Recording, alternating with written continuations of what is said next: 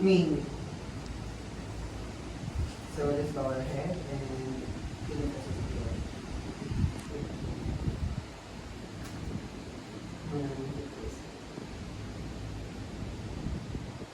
Amen.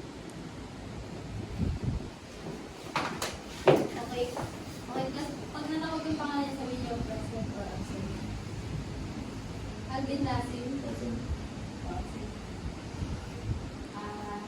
Dave Antonio. Present. Justin Campos. Daniel Castro. Absent. Raymar Tomado. Present. Christine Santillan. Present. Okay, plus, sinong nakakaalala ng past lesson natin? Sige, Dave Antonio. Virtual museums and art galleries. Any idea? Virtual museums, ito yung nakikita natin yung mga artifacts visually, virtually, meaning online. At saka art galleries, so online. Nakikita natin. So, meron akong motivational ano dito. Yung ballboard siya, higaan niya lang siya muna. Library. Dahil tataas ng kamay. Library. Tama. Archive. Tama. Book. Tama.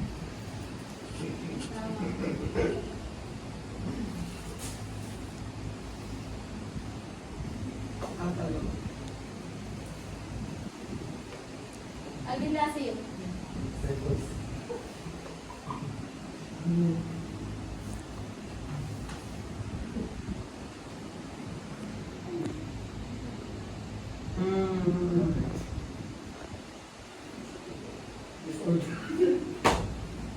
Ano yan?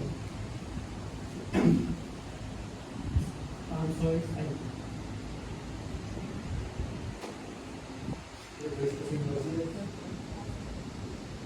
Reports! Oh my God, that's so rough. Ayan.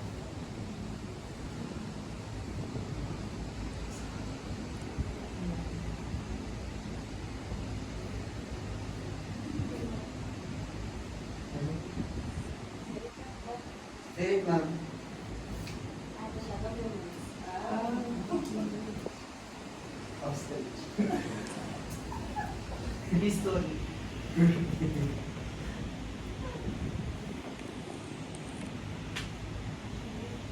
Ikaw. Taas ang kamay. Shell.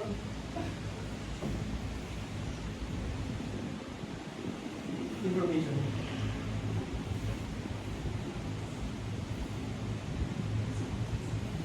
Access. Tama. Access. Access. So, cause may idea na ba kayo sa gagawin nating lesson ngayon? More on book po, ma'am. And, Any idea? Class? Physical libraries and archives. O, pakibasa. Library. A collection of books and resources for reading, study, and research. So, ay yung libraries, di ba, naman, familiar naman sa atin to yung library. So, yung may mga laro ng mga books, na pinagkukuha ng resources sa, nagagamit din natin siya sa kung meron tayong mga activity na ginagawa sa school. Magbabasa ng mga or pwede natin mag-aral. Diba? Yes. Archive, a repository for historical documents and records preserved for reference and research. So, dito naman yung archive naman is, dito yung mga nakatago yung mga importanteng documents na para maiwasan yung pagkawala or pagkasira ng mga mahalagang documents. Type of libraries. Academic libraries. So, ito yung yung libraries na to, yung ginagamit ko, kuwari yung mga nag-board exam, gano'n. Pwede sila magpunta dyan, yung mga sa bar exam. Yung sa public, yung public naman siya naman yung Public siya, pwede siya sa lahat, pwede lahat ng pumunta. Yung kung makikita natin sa, sa baba dyan, sa ano, pwede siya sa mga, kahit sino mga school. Sa school libraries, yan, example na lang din natin yung sa ano, sa baba. Special libraries, ito naman yung may mga limited lang siya na pwede mong gamitin or puntahan.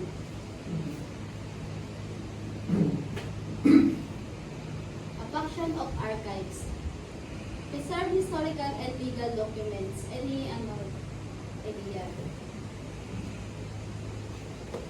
Preserve historical and legal documents. So, isa sa mga functions ng archives is to preserve nga yung mga legal documents, especially pagka-related siya sa mga histories. Kasi, pwede natin siya magamit kapag meron tayong babalikan na history kung gusto natin pag-aralan. Tama naman yun ha. Dadagdag ko na lang yung parang ano siya kasi, di ba nga pagka sa archives, mga mahalagang documents or books na tinatago siya doon para kasi hindi siya nababago. Next, support historical research. Any idea? Sabi na ni Dave, mas okay na i-preserve yung mga historical documents natin para mas to support yun. Maintain institutional memory. Sige din. Katulad din naman yung sinuhan niya, para ma-maintain yung mga history, memories, para ma-preserve siya, hindi ma-remove.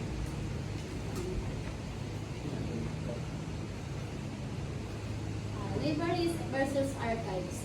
Libraries, ayun nga yung naano ko, yung kanina sinabi ko sa inyo, siya yung may mga parang yung books na pwedeng sa public ganun, na ina-access. Dahil sa archives naman yun sa may mga unique or limited access lang yung mga pwede mong gamitin kasi nga parang mas important siya. Importance in education. Support for curriculum academic success. So dito, yung tinutulungan yung mga estudyante na maghanap sila doon para malagyan sila ng idea or ano. Next, development of research skills. So dito naman, tinutulungan din siya na para ma-develop sa paghahanap mo siya at matutunan mo. Naghahanap ka dito sa diba, may hinahanap ka tapos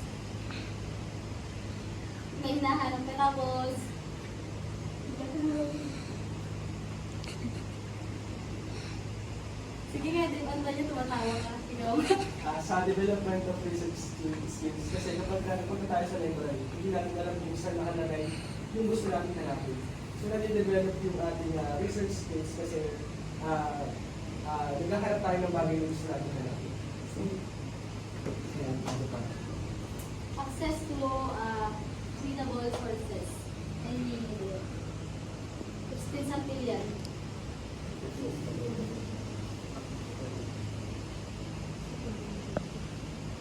Idea. Ano po, yung sa mga libraries po. Mabilis ko makaka-access ng credible sources like kung mag-release